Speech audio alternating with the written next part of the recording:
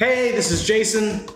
Today I'm going to talk about the BRRRR strategy, which is the buy, repair, rent, refinance, and repeat strategy, right? Now, this strategy could actually be a really good strategy, or it could be a ticking time bomb. This is video 7 of 365 videos, right? My journey from real estate flipper to private equity fund manager. Now, question at hand, right?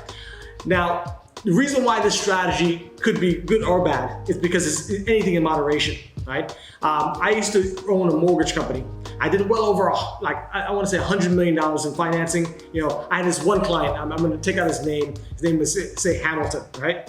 I did at least 15 million with him alone, right? Now, this B.R.R.R. strategy was his strategy, right?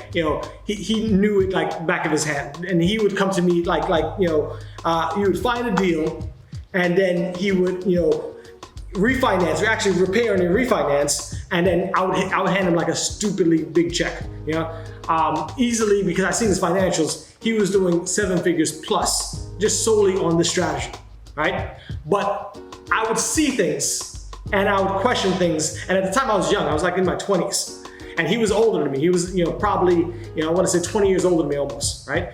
And I would say to him, Hamilton, he was maxing out LTV, or maxing out the value of the refinance, meaning he was sucking out all of the equity out of the house, right, after each refinance, right? So I would say to him, listen, why are you taking out all the money out of the house? Are you not scared about that?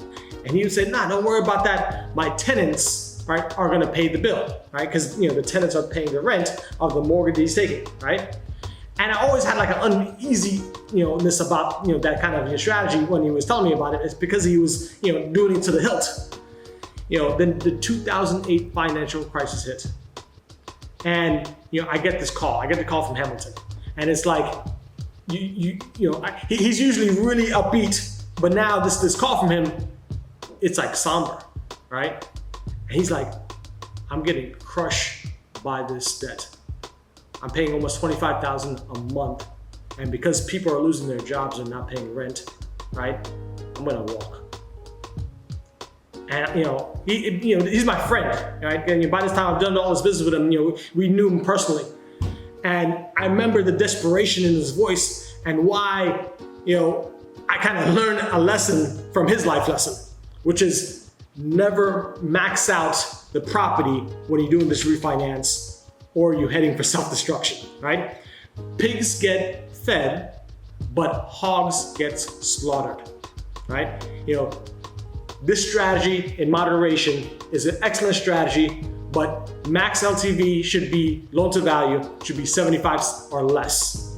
Now, check me out tomorrow. We're gonna talk about the coronavirus and why you should not be worried about, investing in real estate, because, there's actually crazy opportunity in the market, right? But you just gotta know where to look for it, right?